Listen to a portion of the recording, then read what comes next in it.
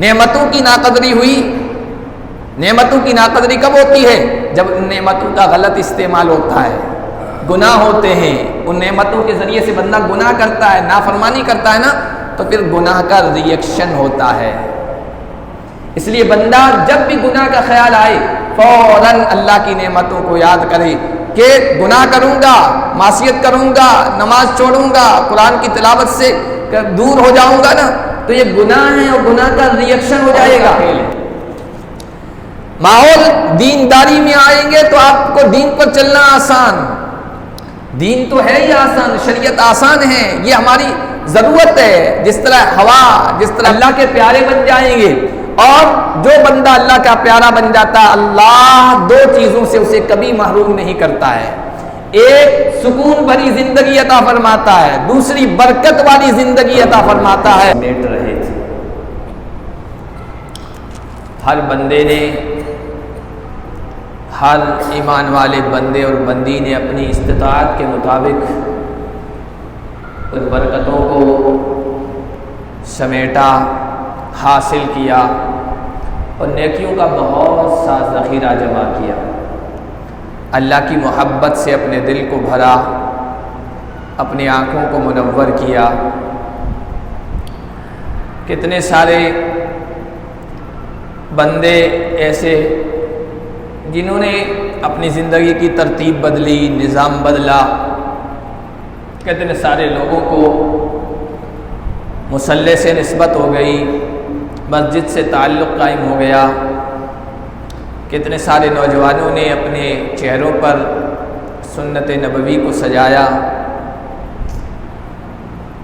اور اللہ سے تعلق کو تازہ کیا، زندہ کیا.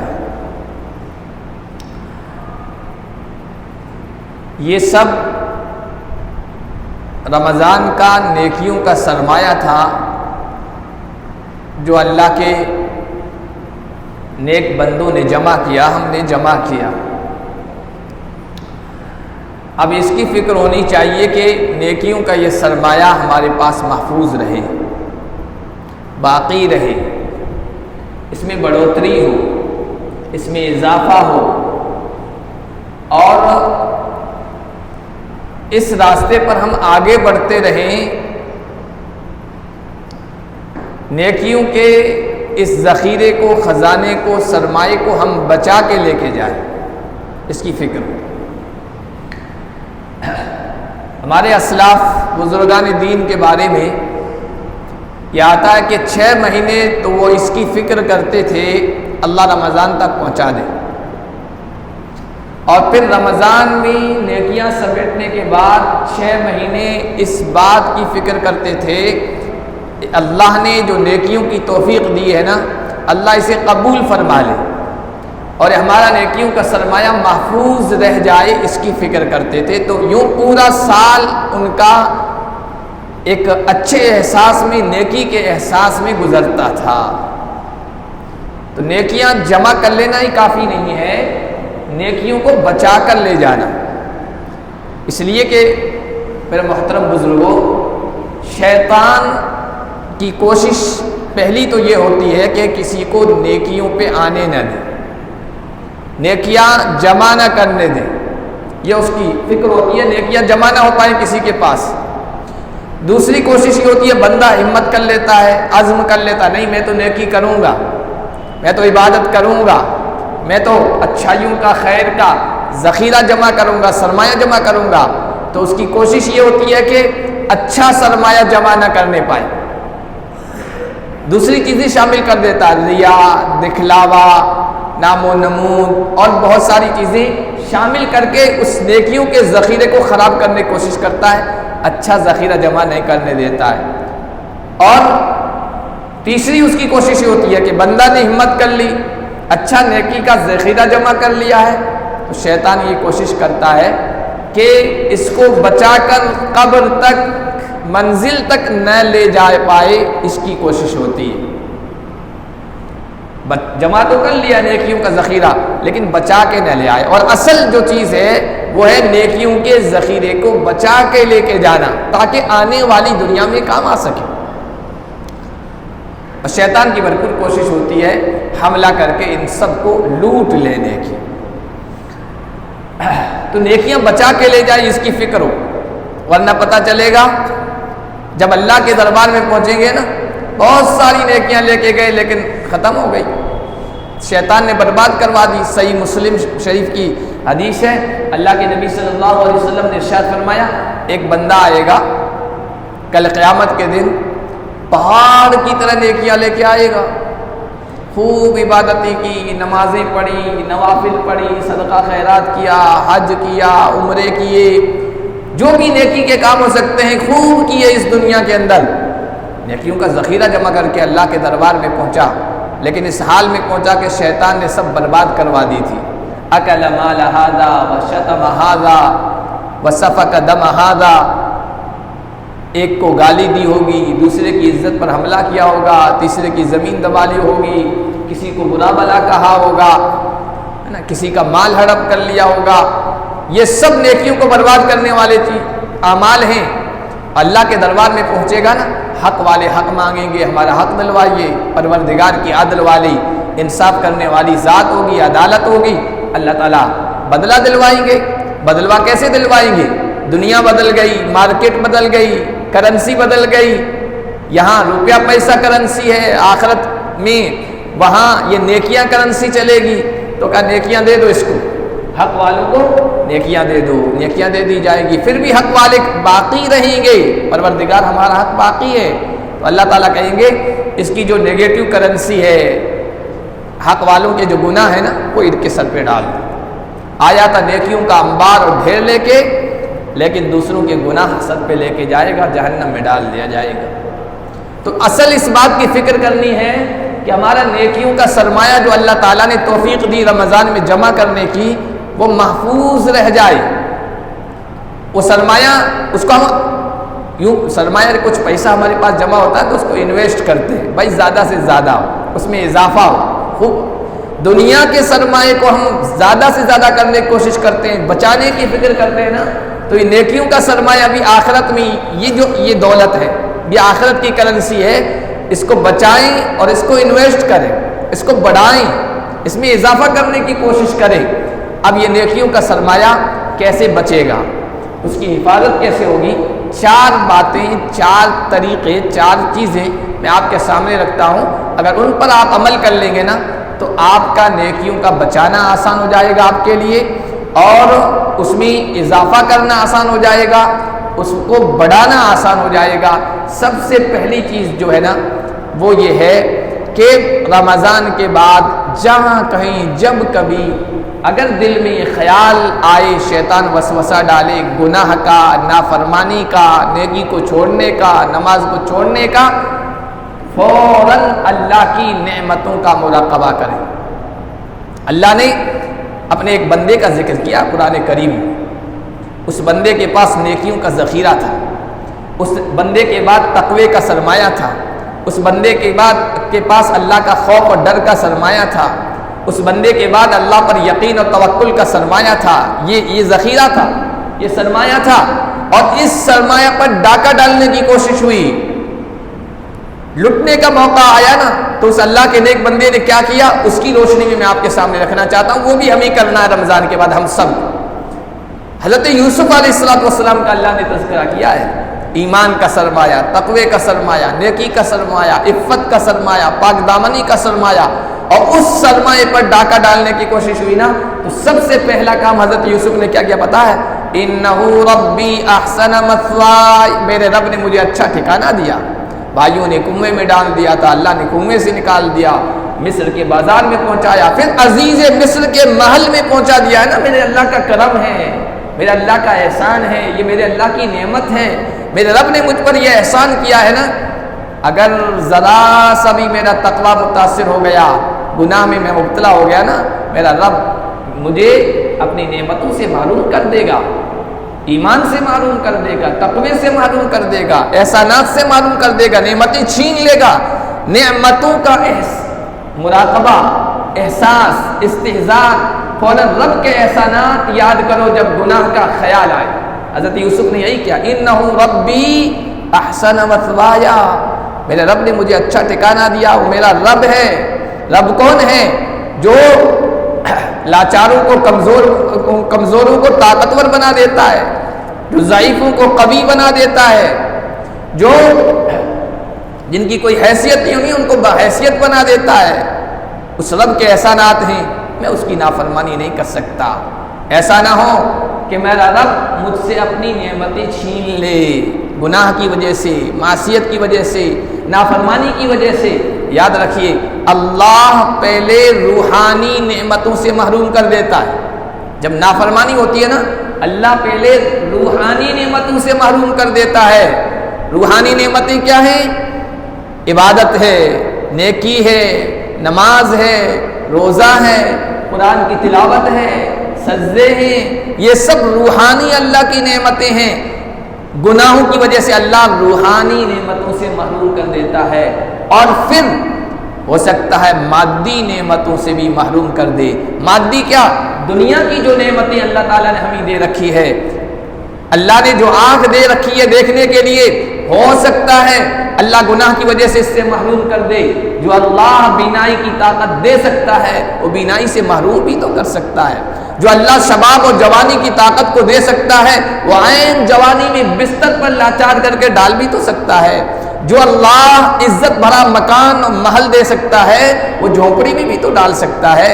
جو اللہ طاقتور بنا سکتا ہے وہ ذلیل، کمزور اور بے قوت کے بھی تو وہ بنا سکتا ہے۔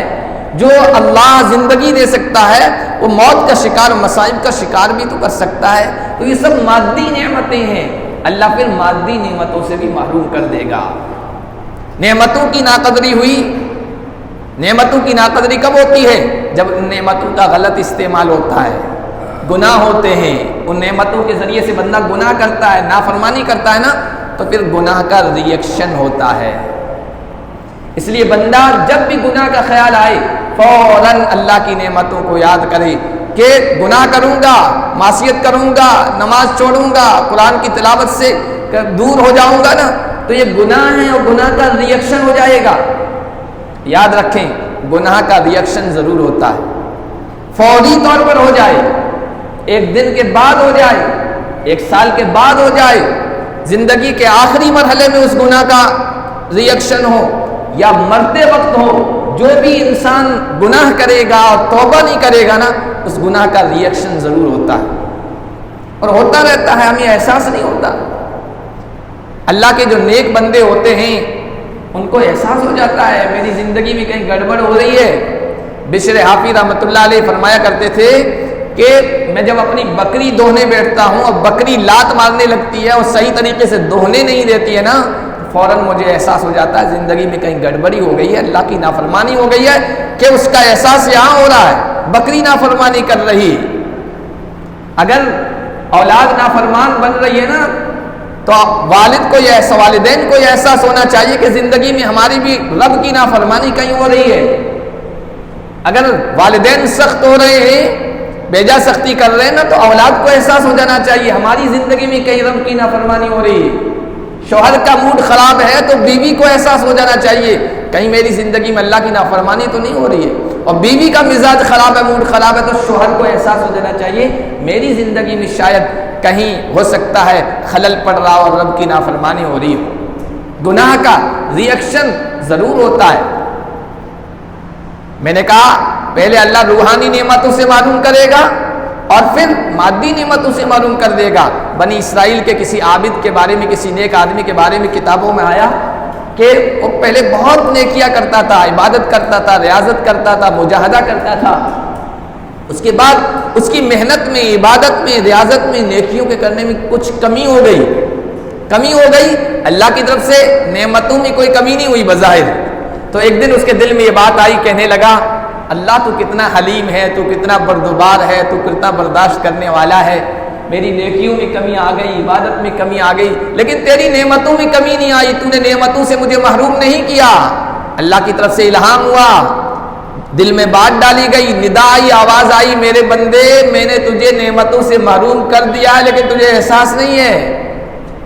تو رات کو اٹھتا تھا، آخری پہر میں میرے سامنے کھڑا ہوتا تھا، کیا ایک عرصہ ہو گیا ہے تجھے اس سے محروم نہیں کر دیا ہے؟ سجدوں کی لذت سے محروم نہیں کر دیا ہے؟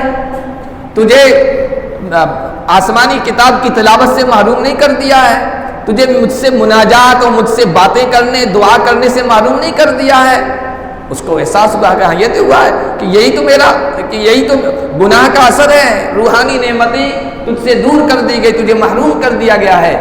تو جب بھی گناہ کا احساس ہو نا، اللہ کی نعمتوں کا احساس کریں، احسانات کا احساس کریں، ذہن میں لے آئیں اللہ کا عذاب آ سکتا ہے، پکڑ آ سکتی ہے، نعمتوں سے اللہ مجھے محروم کر سکتا ہے۔ پہلا کام تو یہ کریں، فوراً اللہ کی نعمتوں کا استحضار۔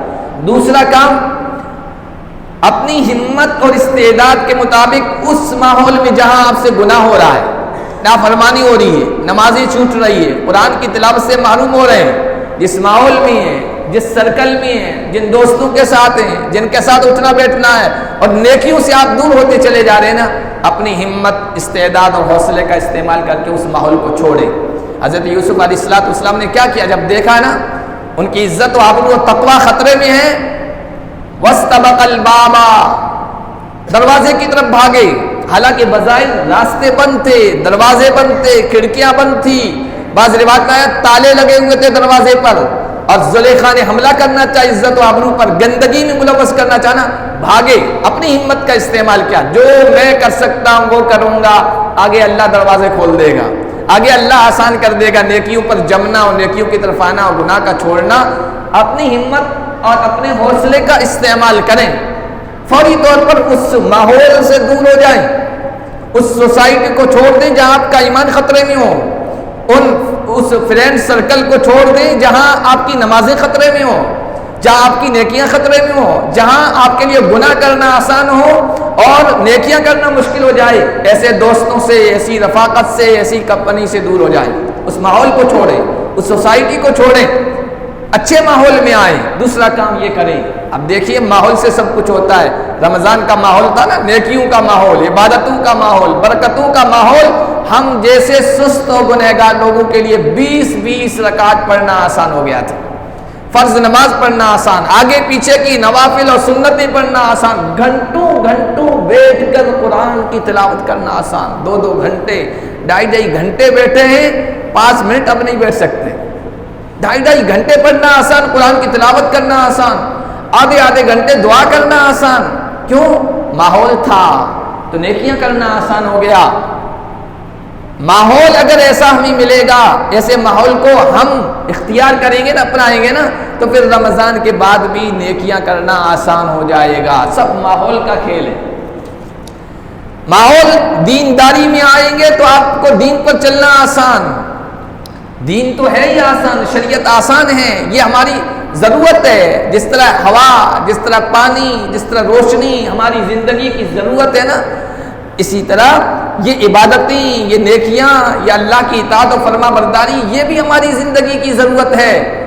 تو جس طرح ہم ان سب چیزوں سے آسانی سے فائدہ اٹھا رہے ہیں نا، دین سے آسانی سے فائدہ اٹھا سکتے ہیں، دین پر چل سکتے ہیں، بشرطے کہ ماحول ہم اچھا اختیار کریں، نیکیوں والا ماحول اپنائیں، اچھے لوگوں کی دوستی میں آئیں گے، اچھے لوگوں کا ماحول اپنائیں گے نا، تو وہاں آپ کے لیے نماز پڑھنا آسان، نماز چھوڑنا مشکل ہو جائے گا، روزے چھوڑنا مشکل ہو جائے گا، قرآن کی تلاوت چھوڑنا مشکل ہو جائے گا۔ اور اگر برے لوگوں کی دوستی اور ان کی رفاقت اور ان کے ساتھ کو اپنائیں گے نا، تو وہاں نماز پڑھنا مشکل ہو جائے گا، قرآن کی تلاوت پڑھنا مشکل ہو جائے گا، نیکیاں کرنا مشکل ہو جائے گا۔ اس لیے اچھے ماحول کو اختیار کریں، اچھی مجلسوں کو اختیار کریں، نمازوں کے پابند دوستوں کے ساتھ رہیں، قرآن کی مجلس میں بیٹھنے والے دوستوں کی رفاقت اختیار کریں، اچھی مجلسوں میں آئیں، تعلیم کی مجلسوں میں، قرآن کی تفسیر کی مجلسوں میں، وہاں آپ کی بیٹری چارج ہوتی رہے گی، ایمان تازہ ہوتا رہے گا۔ حضور سے پوچھا تھا یا رسول اللہ، ہم کیسے لوگوں کے ساتھ بیٹھیں؟ ایسے لوگوں کا ساتھ بیٹھو کہ جنہیں دیکھ کر اللہ یاد آئے، اور جن کے بول سے تمہارے علم میں اضافہ ہو، اور جن کی باتوں سے تمہاری آخرت تازہ ہو جائے، آخرت کی یاد تازہ ہو جائے، ایسی مجلسوں میں آئیے، ایسے دوستوں کو اپنائیے۔ تو برے ماحول کو، بری سوسائٹی کو چھوڑیں اور ہمت کریں، حوصلہ کریں، آگے اللہ راستہ آسان کر دے گا۔ حضرت یوسف علیہ السلام نے یہی کیا، اور ہو جائے گا، آسان ہے۔ ہاں نفع و نقصان سامنے ہو، دنیا کا نفع و نقصان سامنے ہوتا ہے نا تو 4 بجے اٹھنا آسان ہو جاتا ہے، جو کام پہ لگنا ہے، دنیا کا نفع و نقصان ہے، پیسہ نہیں آئے گا، بچوں کو کیا کھلائیں گے، گھر کیسے چلائیں گے، اور اچھا موبائل کیسے لیں گے، اچھا گھر کیسے لیں گے، اور اچھی گاڑی کیسے لیں گے۔ 4 بجے بھی انسان اٹھ جاتا ہے کیونکہ نفع و نقصان سامنے ہے۔ یہی نفع و نقصان آخرت کا سامنے ہونا تو رمضان میں ہم نے دیکھا 3 بجے بھی اٹھنا آسان اور رات بھر جاگنا آسان، یہی نفع و نقصان آگے 11 مہینوں میں بھی رکھیں تو اچھا ماحول اپنائیں، انشاءاللہ نیکیوں پر جمنا رمضان کے بعد آپ کے لیے آسان ہو جائے گا۔ اور تیسرا جو نسخہ ہے حضرت یوسف علیہ السلام نے اپنایا، دیکھا کہ یہاں ماحول بہت خراب ہے اور ساری کوششیں ہو رہی ہے میرے ایمان کے سرمایے کو، تقوی کے سرمایے کو لوٹنے کی، اللہ کے دربار میں ہاتھ اٹھا لیے، رب السجن احب الی مما یدعوننی الیہ، پروردگار میں عاجز بندہ ہوں، میں بے بس بندہ ہوں، میں لاچار بندہ ہوں، مجھے ابھی اپنے ایمان پر اعتماد نہیں، بھروسہ نہیں، یقین نہیں، بے بس ہوں، اے اللہ تو سب کچھ کرنے والا ہے، پروردگار مجھے ان سے بچا لے، گناہوں کی گندگی سے بچا لے، تو نہیں بچائے گا تو پھر میں گناہ میں مبتلا ہو جاؤں گا۔ گناہ سے بچنے کے لیے میں جیل جا سکتا ہوں، جیل کی تنہائیاں منظور، خلوتیں منظور، سوکھی روٹی وہاں منظور، اور وہاں اپنا نیند کی قربانی منظور، وہاں کی ساری پریشانیاں منظور، میں گناہ میں نہیں مبتلا ہو سکتا، تو مجھے گناہ سے بچا لے چاہے جیل جانا پڑے۔ دعا مانگی، تیسرا جو نسخہ ہے نا، رمضان کے بعد بھی اللہ تعالیٰ سے دعا مانگے، عاجزی کے ساتھ، اضطرار کے ساتھ، بے چین کے ساتھ، اے اللہ رمضان میں تو نے میرا ایمان بنا دیا، تقوی کا سرمایہ دے دیا، نیکیوں پہ جما دیا، اے اللہ باقی 11 مہینے بھی مجھے نیکی پہ جما دے، اطاعت پہ جما دے، فرما برداری والے کام کرنے کی توفیق عطا فرما، واپس میں اسی ذلت والی گناہوں والی زندگی میں نہ جاؤں۔ حضور ہمیشہ دعا فرمایا کرتے تھے، اللہم انی اعوذ بک من الحول بعد القول، اے اللہ ترقی کے بعد، اچھائی کے بعد، اچھی حالت کے بعد واپسی، تنزلی، سستی اور خراب حالت کی طرف جانے سے میں تیری پناہ چاہتا ہوں۔ اے مقلب القلوب یا مقلب القلوب ثبت قلبی علی دینک، اے دلوں کو پھیرنے والے میرے دل کو اپنے دین پر، نیکی پر، اطاعت پر جما دے۔ یہ دعا مانگے۔ ایک دعا حضور نے حضرت معاذ کو سکھائی تھی، وہ آپ پڑھ لیجئے ہر نماز کے بعد کہ اس کو پڑھتے رہنا۔ حضرت معاذ سے کہا تھا کہ اللہم اعنی علی ذکرک و شکرک و حسن عبادتک، کہ اللہ اپنی یاد پر، اپنے ذکر پر، اپنی شکر گزاری پر اور اپنی اچھی عبادت پر تو میری مدد فرما، میری اعانت فرما۔ اس دعا کو مانگے، اور بھی جو دعائیں ہو سکتی ہیں نا ان دعاؤں کو مانگے۔ یہ رمضان جیسے ہم نیک اعمال کریں بالکل ہو اتنی عبادت مجاہدہ یہ تو نہیں ہو سکے گا، ہاں نیکیوں پر ہم باقی رہیں، گناہوں کی طرف نہ جائیں، یہ بھی اللہ کا بہت بڑا فضل و کرم ہو جائے گا۔ حضرت عمر بن خطاب فرمایا کرتے تھے، نیکی کی طرف انسان کا دل بہت متوجہ ہوتا ہے، جب زیادہ متوجہ ہو جائے نا تو فرائض، نوافل اور بہت زیادہ نیکیوں پر لگا دو نفس کو، اور کبھی کبھی ایسا ہوتا سستی طاری ہو جاتی ہے، نفس تھوڑا نیکی کی طرف مائل نہیں ہو پاتا ہے، تو کم از کم نوافل تو نہیں نا، فرائض پر اکتفا کرو، کم از کم فرض نمازیں تو پڑھ لیں، یہ تو ہونا ہی چاہیے، پنج گانا نماز آپ پڑھ لیں تو یہ ہونا چاہیے۔ دعاؤں کا اہتمام ہو، اللہ تعالیٰ سے دعا مانگے، نیکیوں پر ہمیں جما دے۔ اور چوتھی چیز جو ہے وہ یہ ہے کہ غلطی ہو جاتی ہے، نماز چھوٹ جاتی ہے، برائی ہو جاتی ہے، گناہ ہو جاتا ہے نا، انسان ہے ہو جاتا ہے، لیکن فوراً چونک جائیں، فوراً احساس ہو جائے اور توبہ کر لیں۔ اللہ نے کیا فرمایا؟ ان الذین اتقوا اذا مسهم طائف من الشیطان تذکروا، تقوی والے وہ ہیں، ایمان والے وہ ہیں، جب شیطان کا حملہ ہوتا ہے اور گناہوں میں مبتلا کر دیتا ہے نا تو پھر فوراً چونک جاتے ہیں، فوراً گناہ کا احساس ہو جاتا ہے۔ وَلَمْ يُصِرُّوا عَلَىٰ مَا فَعَلُوا، جو گناہ کر لیا، کوتاہی کر لی، نماز چھوڑ دی، اس پر اصرار نہیں کرتے، جمے نہیں رہتے، فوراً نیکی کی طرف آ جاتے ہیں۔ چوتھی چیز یہ کریں، گناہ ہو جائے انسان ہونے کے ناطے سے فوراً احساس ہونا چاہیے۔ یہ 4 چیزیں آپ نے پیدا کر لینا، آپ اللہ کے محبوب بن جائیں گے، اللہ کے پیارے بن جائیں گے۔ اور جو بندہ اللہ کا پیارا بن جاتا ہے، اللہ 2 چیزوں سے اسے کبھی محروم نہیں کرتا ہے، ایک سکون بھری زندگی عطا فرماتا ہے، دوسری برکت والی زندگی عطا فرماتا ہے، اور اللہ ان دونوں چیزوں کو اپنے گنہگار نافرمانوں و مجرموں کو کبھی نہیں دیتا ہے. انہیں کاریں دے دے گا، بہاریں دے دے گا، بنگلے دے دے گا، کوٹھیاں دے دے گا، بینک بیلنس سے دے گا، جائیدادیں دے دے گا، عہدے دے دے گا، دنیا کی ساری چیزیں دے دے گا. اپنے نافرمانوں کو یہ دونوں چیزیں کبھی نہیں دیتا، ان سے محروم ہی رکھتا ہے. ایک سکون بھری زندگی، دوسری برکت والی چیزیں، برکت والی زندگی. آپ دیکھ لیجئے، غور کر لیجئے، سب کچھ ہوگا لیکن اندر سے بے چینی ہوگی. اللہ ہم سب کی حفاظت فرمائے. تو یہ چار کام کر لیں، انشاءاللہ رمضان کے بعد بھی اگلا رمضان آنے تک آپ نیکیوں پر جمے رہیں گے. اللہ ہم سب کو توفیق عطا فرمائے.